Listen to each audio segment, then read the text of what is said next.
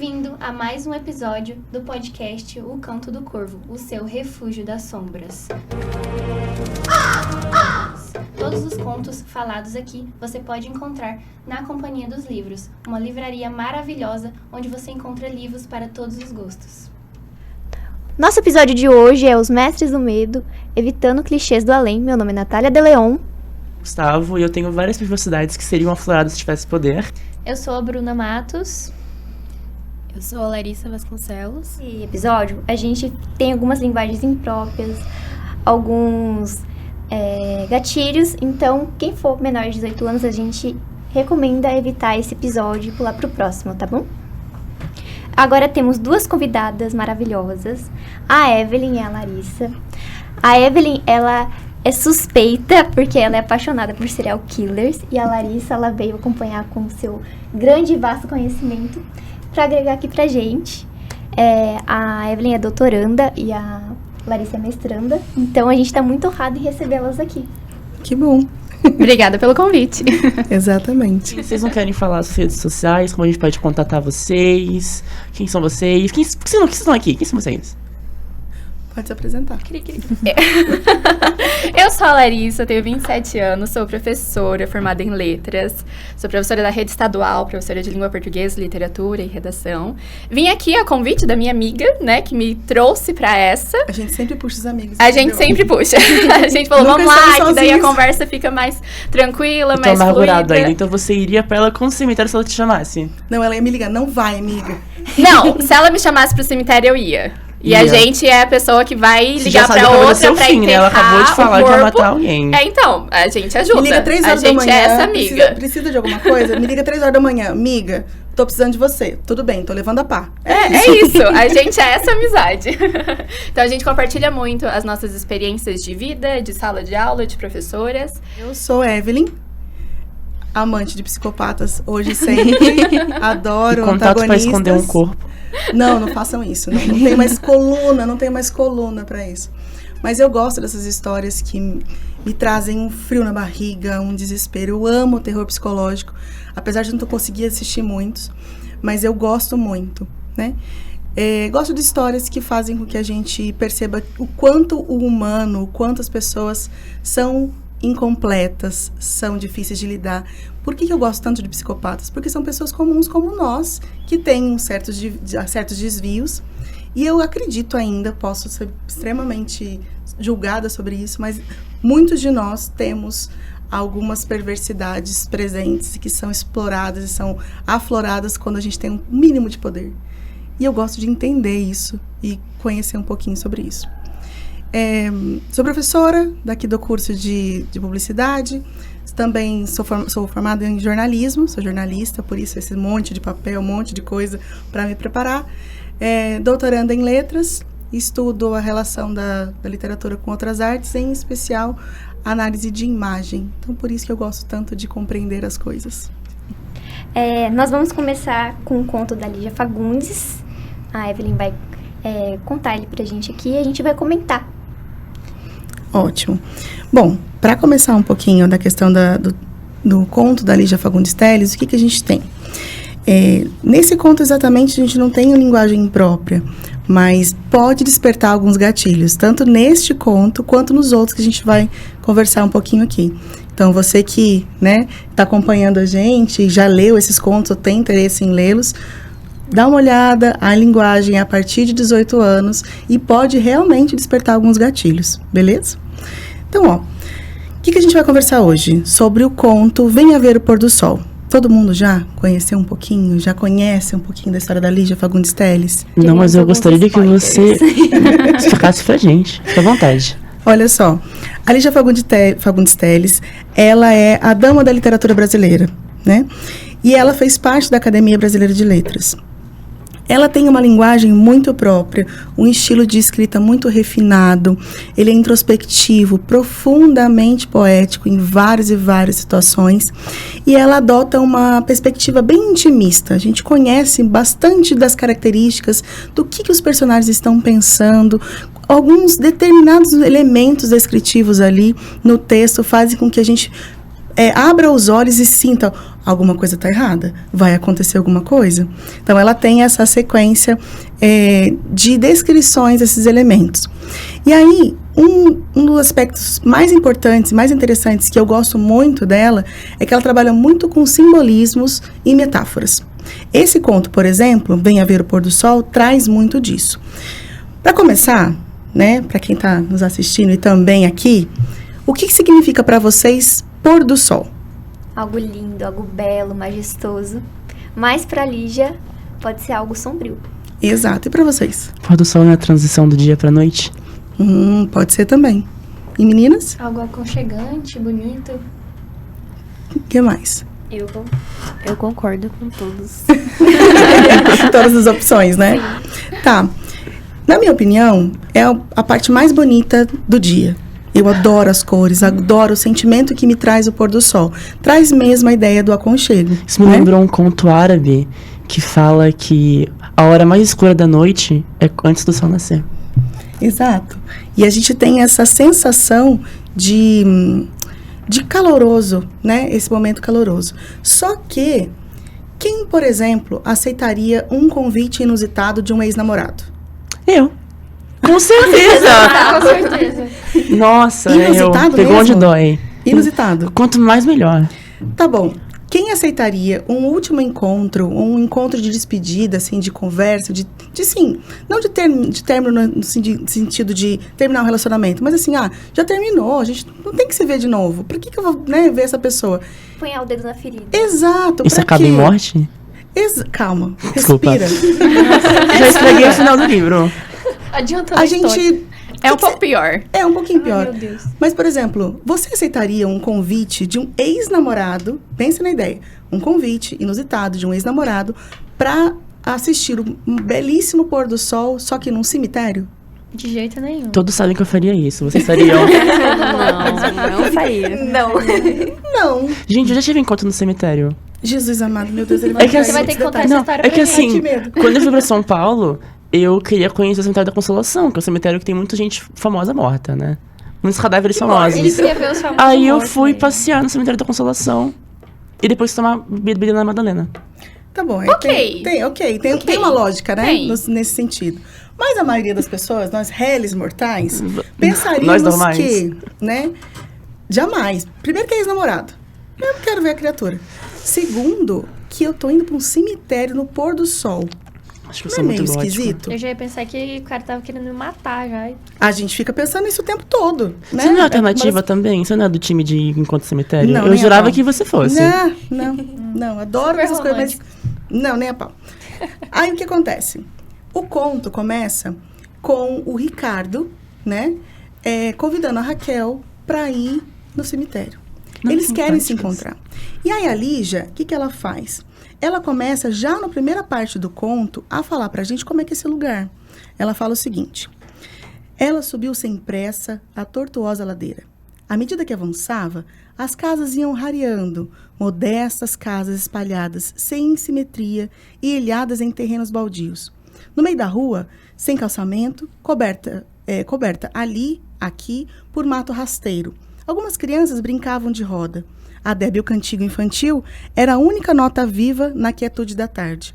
Então, ela traz aqui para nós já um contexto de que tudo está muito quieto, está muito tranquilo, pode trazer uma ideia de familiaridade, né? Algo familiar, ou algo que pode falar, mas por que está tão quieto? É um Muito presságio pro Né? início do fim, Muito né? inóspito. Estranho. É um suspense.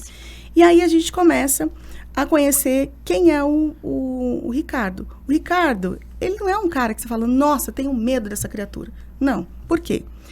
Ele a esperava encostado em uma árvore, esguio e magro, metido num largo blusão de azul marinho, cabelos crescidos e desalinhados. Tinha um jeito jovial de estudante. Não é uma pessoa que fala, meu Deus, eu tenho medo desse monstro. Não, Meu Deus, ele vai me matar. Não. não vai. Uma Não. pessoa comum. Exato. Nada Normal. muito diferente. E eles se encontram e ela já traz, né, a nossa narradora, ou narradora aqui que a gente tem, que sabe de tudo, é um narrador onisciente, fala o seguinte, que começa a demonstrar alguns elementos de discrepância entre o jovem estudante e a Raquel. Por quê? Porque ela já é provavelmente uma mulher, né? Tem posses diferenciadas dele. E ela fala o seguinte, ele riu, malicioso e ingênuo. Ele pergunta se ela, por que ela estava indo para lá, né? Fala o seguinte, pensei que viesse vestida esportivamente e agora me aparece nessa elegância? Quando você andava comigo, usava uns sapatões de 7 léguas, lembra? E ela começa a conversar com ele aqui para esse caminho, essa jornada rumo a esse cemitério, que ficava no alto de uma colina. Há um momento de Aí caminhada. já mudou um pouco as coisas. Eu não iria pro cemitério no alto de uma colina, não. Ué, mas Depende, é pior, né? Na colina, sei lá. não sabe. Caiu um raio em mim.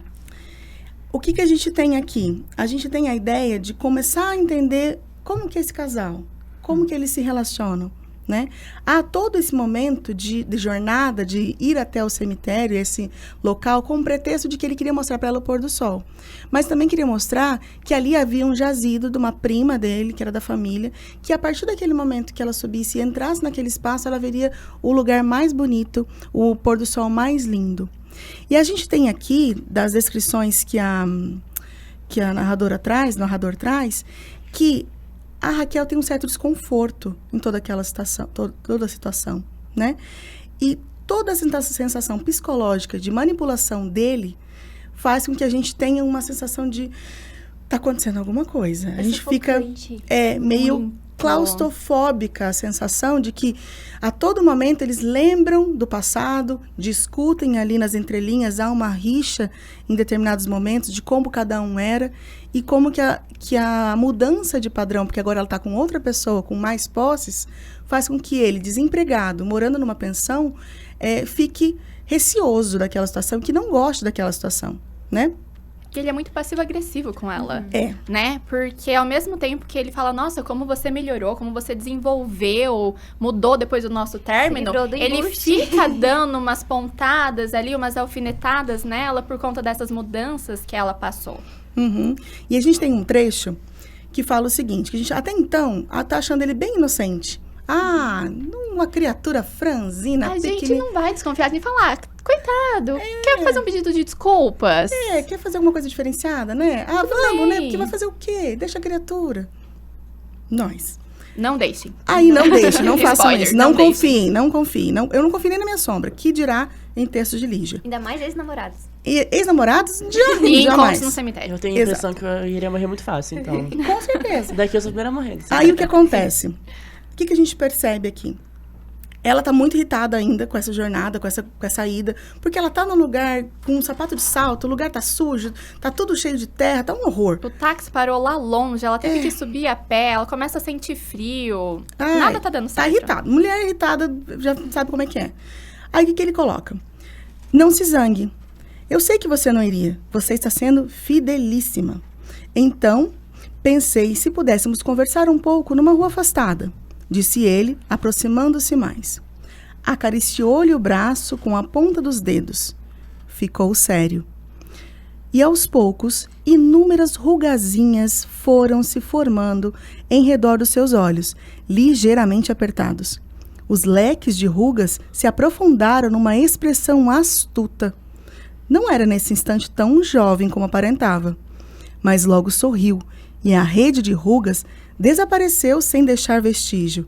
Voltou-lhe novamente o ar inexperiente e meio desatento. Você fez bem em vir. Qual é o programa? Ela pergunta.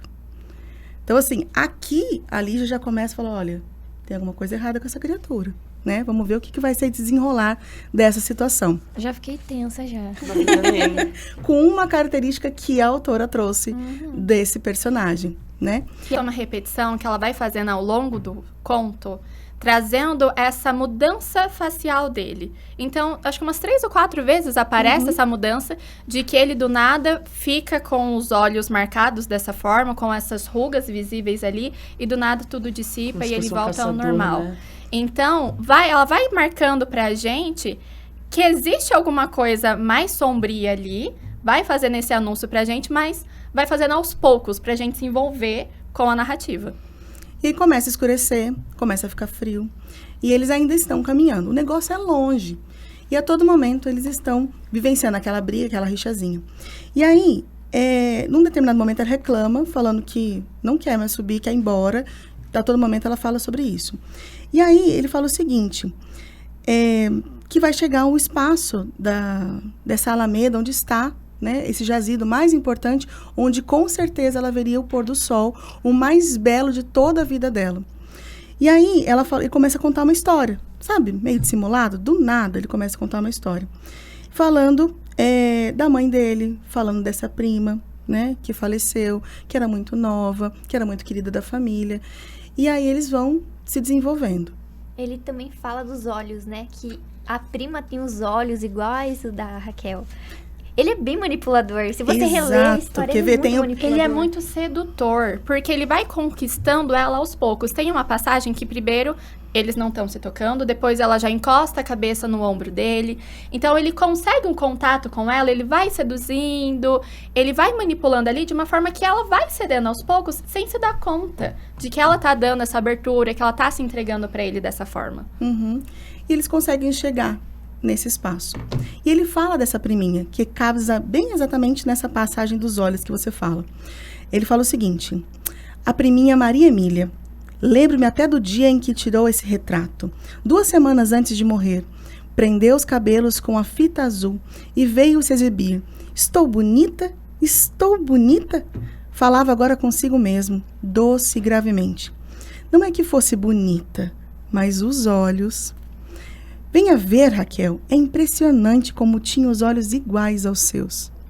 Aqui a gente tem uma relação muito direta com os olhos de cigana oblíqua e dissimulada do Machado, né? Essa dissimulação, talvez, que ele pudesse propor. Um intertexto aí que a gente pode pensar.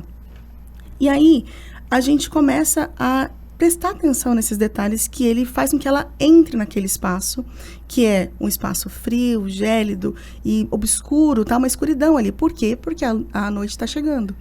Pelo que você entendeu, é um espaço subterrâneo? Eu tenho a impressão que sim. Porque fala de uma escada enferrujada, tudo. Uhum. Então, fiquei com essa sensação de que ela precisa... Ele desceu primeiro que ela, né? Teve essa fala, teve esse momento, fez esse convite pra ela. Ela tá olhando dali de cima e depois ela aceita e entra nesse lugar com ele. Eu não entraria. Não, eu já nem iria. Não, eu nem iria também. Mesmo porque eu sou preguiçosa. Subir uma ladeira, não, errado. nem a pau. Não dá certo. Mas assim, todo esse movimento, minha nossa, E né? é muito suspeito a forma que ela não suspeita de nada, né? Como ela confia nele. Ingênua, eu achei. A gente Super. nunca espera que vai acontecer com a gente. Nunca. Mas Tem isso é chance. muito de filmes de terror mesmo, sabe? Quando eles... Você tá tudo no escuro. Alguém bate na porta, a pessoa vai lá e abre. Não abre. Não abre. Não, A gente fica sabe? gritando, Não abre. Não façam isso. Fica na sua. Então, a gente vai vendo ela aceitando o convite, ela não pode caminhando mais com nada, ele. não pode estar convite de cemitério, não pode abrir porta Não, mais. não pode. Nada nessa Gustavo. casa. Olha por que você não pode confiar. Ela tá reclamando que tá frio. Porque eles estão no espaço, né? Dessa gruta, talvez, dessa jazido. E aí ele coloca assim, olha, faz frio aqui e que escuro, não tá enxergando nada. Aí ele fala assim, olha, vou acender um fósforo. Chega mais perto para você ver que lindo que são os olhos dessa menina. Essa menina que morreu tão jovem. Aí fala o seguinte, o que ela fala? Mas tá tão desbotado. Mal se vê que é uma moça. Antes da chama se apagar, aproximou-a da inscrição feita na pedra. Leu em voz alta, lentamente. Quem tá lendo aqui é a Raquel, tá? Maria Emília, nascida em 20 de maio de 1800 e falecida, deixou cair o palito e ficou um instante imóvel. Ai, que arrepio. Mas essa não podia ser a sua namorada. Morreu há mais de 100 anos. Seu Um baque metálico decepou-lhe a palavra pelo meio. Olhou ao redor. A peça estava deserta. Voltou o olhar para a escada. No topo, Ricardo a observava por detrás da portinha fechada. Tinha seu sorriso meio inocente, meio malicioso.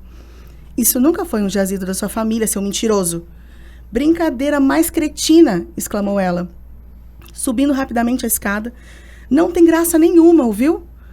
Ele esperou que ela chegasse quase a tocar o trinco da portinha de ferro.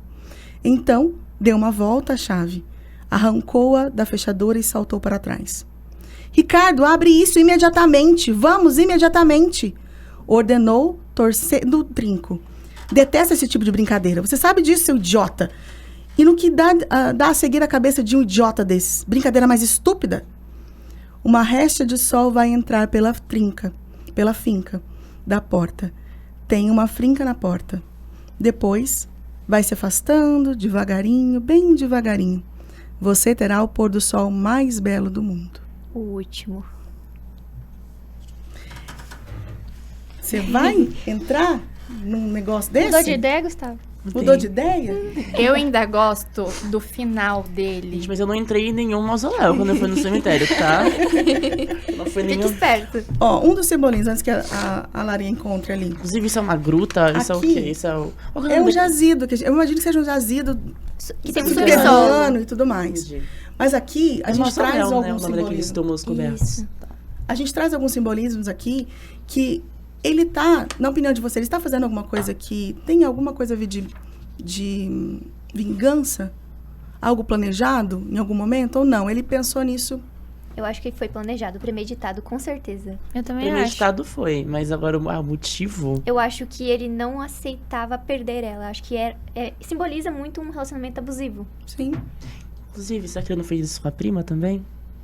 Não, é de 1800. Era mentira. Entendi. Ele é um psicopata manipulador. E aí só mostra o quanto foi planejado, porque Exato. ele conhecia o lugar, Uhum. sabia que dava pra levar ela lá, sabia o nome da pessoa que estava enterrada lá, como chegar, que dava pra trancar. E ele até fala, tem um momento que ela olha pro trinco e o trinco é novo. Então ele comprou um novo cadeado só pra poder trancar ela ali. Então foi tudo muito bem planejado. Muito bem planejado. Se não ficar comigo, não fica com mais ninguém. Não. É, vou a sério. E a gente tem vários e vários simbolismos da caminhada, dessa jornada, que pode ser uma jornada de relacionamento e tudo mais. A escuridão da vida e morte, né? Da lápide esquecida, desses fins trágicos. E também da ideia do confinamento, né? Confinamento físico, emocional e psicológico. Ele fez o próprio túmulo pra ela. Fez. Exato. Eu gosto do finalzinho mesmo, a forma como termina. Porque lá no começo ele fala do quanto esse lugar é inóspito, é silencioso, é afastado.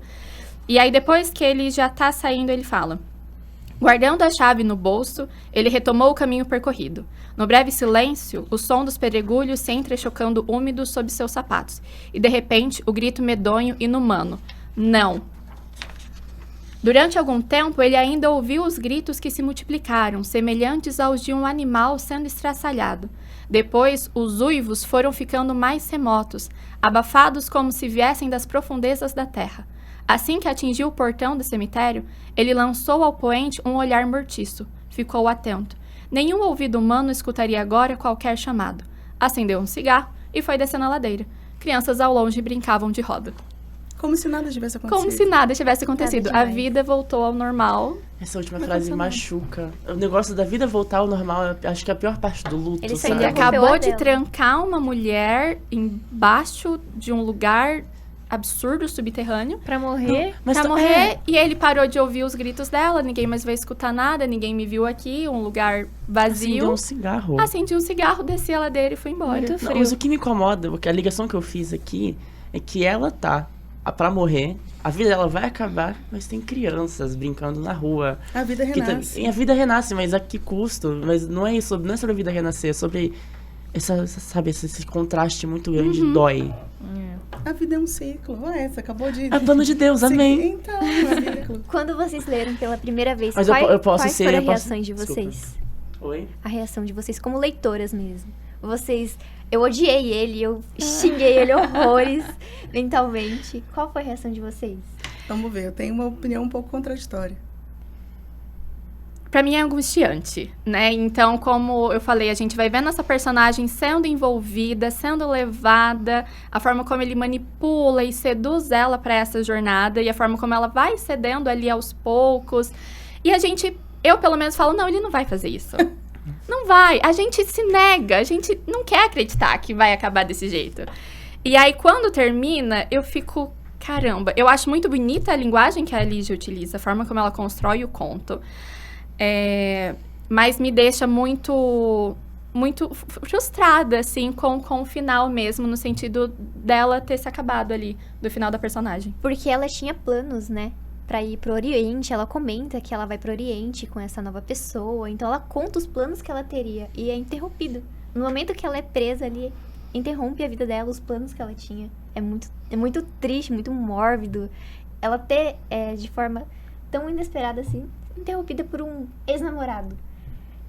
E isso casa um pouquinho naquilo que talvez o outro conto que a gente trouxe, da Maria Fernanda Ampuero, que é uma escritora do Equador, o conto Leilão, fala de como a mulher tem esse poder de transformar situações e passar por situações absurdas, né, que os homens nos colocam. O conto, ele fala o seguinte, traz uma narrativa extremamente perturbadora. Nesse conto, a gente tem algumas palavras que são meio impróprias, linguagem imprópria, e aí demonstra como o cotidiano, a situação da nossa vida pode mudar da água para o vinho. E as mulheres ser colocadas em situações absurdas, né? Como objetos, como propriedades e tudo mais. E aí no conto da Ampuero traz um pouquinho essa ideia de narrativa perturbadora, a violência em si, desse degradante papel que a gente acaba muitas vezes passando. E aí, o que a gente tem? Esse momento de muito tensão também é colocado nessa autora, né? O que a gente tem aqui, por exemplo? No conto Leilão, a gente traz a ideia de desumanização dessa mulher, né? De uma forma muito crua, muito impactante. Assim como a Raquel não tem uma possibilidade nem de escolha, aqui também a gente vivencia, no primeiro momento, uma possibilidade de não escolha, no segundo momento, uma escolha inusitada, que o monstro que muitas vezes é pintado a mulher, ela é quebrado, é ressignificado, né? Por exemplo, no conto Leilão, da Maria Fernanda Ampuero, traz primeiro uma personagem que fala sobre, ela rememora elementos da infância dela, quando o pai dela levava ela na rinha de galos. Ele vendia galos, tinha essa briga de galos lá.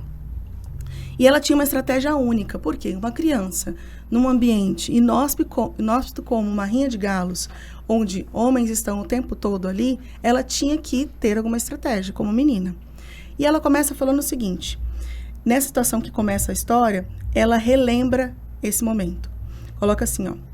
Em algum lugar perto daqui, há galos. De joelhos, com cabeça baixa e coberta por um trapo imundo, concentro-me em escutar os galos. Quantos são? Se estão numa gaiola ou num galinheiro? Meu pai criava galos de briga e não tinha com quem me deixar. Me levava às rinhas. A metodologia, o método que ela usava era o seguinte. O que acontecia com ela?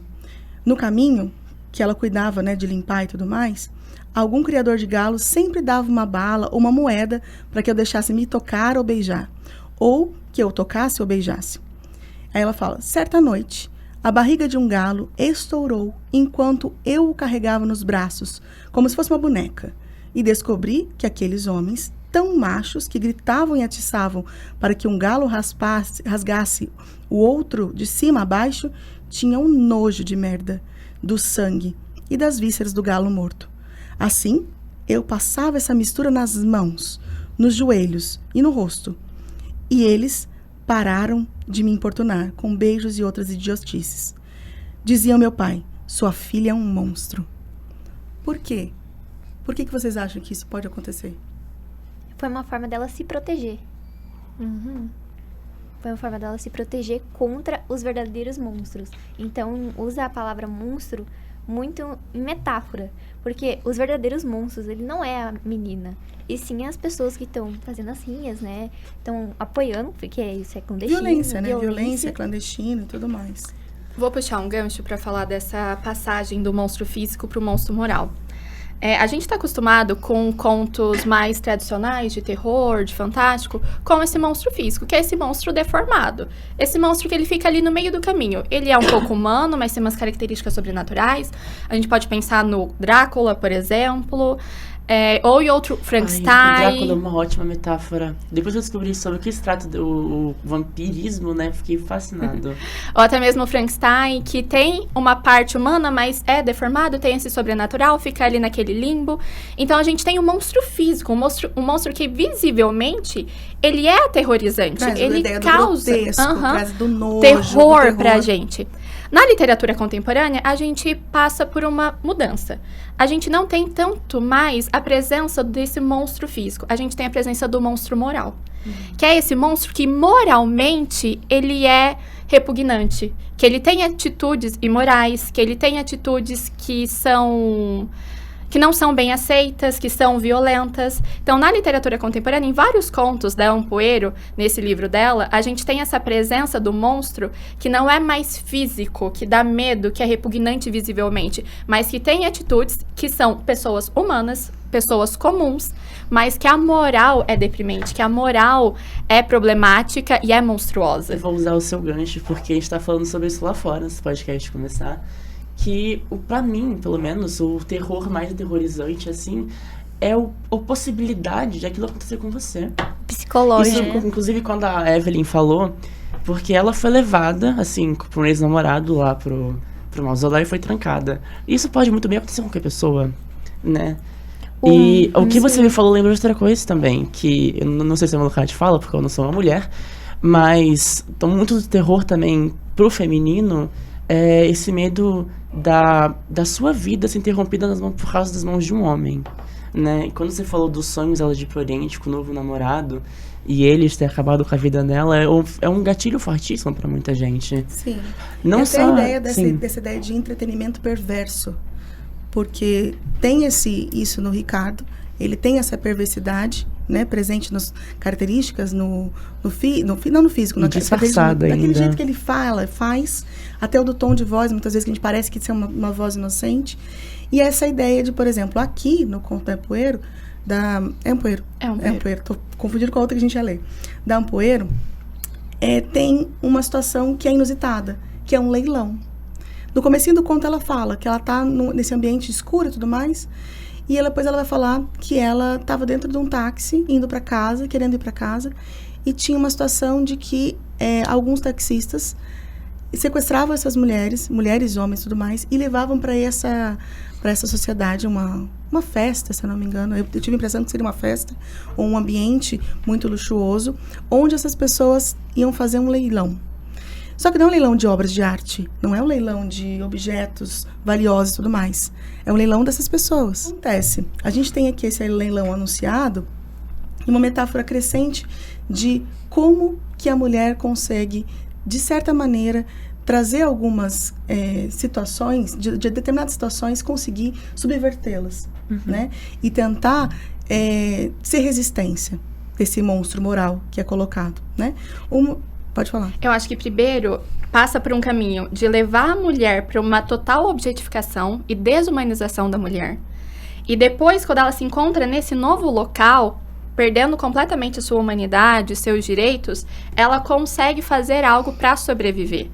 Então tem isso, tanto como ela, no trecho que você leu, como ela conseguia sair dali das situações de assédio na Rinha de Galo, né? Então ela estava sendo assediada, ela precisou se desumanizar, se sujar com todos os dejetos dos galos ali, para parar de sofrer um assédio, e ela vai fazer isso de novo, vai usar esse recurso de novo.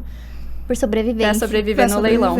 E aí tem uma passagem que fala sobre o seguinte, porque tá sendo leiloado várias pessoas, um homem é leiloado, uma mulher jovem também é leiloada, ela passa por uma situação muito grotesca também, e que também desperta gatilhos em várias pessoas, e aí a gente tem, como ela tem essa estratégia de sair, né, desse momento, que é o seguinte, ó, estou no centro da sala, rodeada por delinquentes, exibida diante deles como gado, e como gado, esvazio o meu ventre. Como posso, esfrego numa perna contra a outra, adoto a posição de uma boneca estripada. Grito como louca, agito a cabeça, balbucio obscenidades, palavras inventadas, as coisas que eu dizia aos galos, do céu com milho e minhocas infinitas. Sei que o gordo, que é o cara que estava cuidando do leilão, está a ponto de atirar em mim. Em vez disso, arrebenta minha boca com um tapa. Minha língua se divide em duas com uma mordida. O sangue começa a me cair pelo peito. Ao descer por minha barriga, a se misturar com a merda e a urina. Começo a rir, desvairada, a rir, a rir, a rir. O gordo não sabe o que fazer. E pergunta, quanto dão por esse monstro? Aqui a gente tem que ninguém quer comprar esse monstro, ninguém quer comprar essa mulher, ninguém dá conta dessa mulher, né? E é uma das possibilidades que ela tem de desconstruir, né? Desmistificar essa ideia desumanizada que ela tinha, mas ela entra numa categoria também de monstro, daquilo que é fora do comum, daquilo que não é o aceito. Isso também acontece muito com vilões, né? Que a gente começa... Quando a gente vê a história, o passado do vilão, a gente começa a simpatizar com ele. Isso acontece muito, porque o conceito de monstro, ele subverte. Então, você adorava o mocinho, mas às vezes o mocinho não é tão inocente. O vilão tem um passado e ele tem os princípios dele pra ele agir daquela forma. Eu acho isso muito legal. Eu sou suspeito, porque eu adoro Pegou o gancho. Eu adoro. gosto também, porque são personagens muito mais interessantes. Você pegar o bonzinho, Ah, que saco. Não é preto no bonzinho. branco, é cinza. ele é bonzinho, não tem uma complexidade, não tem uma dualidade, não tem nada ali que torne interessante. Agora, se você pegar um vilão que tem todo um porquê, que fez ele chegar onde ele chegou, aí a gente pega. Eu lembro da primeira que eu vi, assim, que foi a Malévola, por exemplo. Ou a história do Coringa. Eu adoro do último Coringa. Que a gente entende o que fez ele chegar na situação que ele chegou. Isso é muito mais interessante, é muito mais complexo, é muito mais humano do que só ser bonzinho por princípios morais. Ai, é muito chato ser Ai, bonzinho, gente. não. Ninguém merece. Ninguém gosta desse tipo de história. Ninguém gosta desse Sabe tipo de onde história. que entra aí também? É Então quer a dizer que você rainha... iria pro cara malvado pro cemitério. Não, eu seria o cara malvado do cemitério, é diferente. Entra a Rainha de Copas e a Rainha Branca, né? Quando Sim. a gente vê a trilogia dos filmes, a gente vê que a Rainha Branca, na verdade, é a verdadeira vilã que tornou a Rainha de Copas a agir daquela forma. Verdade. E me chocou que ela nunca pediu desculpa, né, por ter mentido lá no... Sim. Vilão não pede desculpa, gente, só vive a vida. Mas ela era mocinha, né, a Rainha Branca. E foi culpa dela, assim, que a irmã... Rainha de Copas sofreu tudo aquilo e ela nunca nem pediu desculpa. E ela passava de mocinha. Mas gente, é a vida. Não coloca essa área que a gente já vai entrar em outra. A gente não pode entrar em mais nada, porque o nosso tempo acabou, né, gente? E eu nem falei do Hannibal. Vocês estão me devendo um episódio só pra falar de psicopatas, especialmente serial Vamos killers. adorar, vamos adorar. Vamos fazer um... Nota pra audiência ficar atento pro próximo episódio pra gente falar do Hannibal. É. E de outros psicopatas. A Evelyn, ela é suspeita, porque quando ela veio dar a primeira aula, quando a gente conheceu ela, gente, sou apaixonada, se precisarem esconder um corpo, me chama. E a gente... Não expõe isso! Meu Deus, Não conta essas coisas. Minha mãe não pode. Mãe, não, mentira. Mentira. Eu não escondi um sou super corpo, mãe. querida, dormindo amarrada, mas eu sou super querida. Bom, gente, esse foi o nosso episódio. Espero que vocês tenham gostado. Sigam as nossas redes sociais. E vai ter alguns cortes, então é isso. E os corvos que queiram expor os seus relatos podem mandar na nossa caixinha da DM. Tchau, tchau.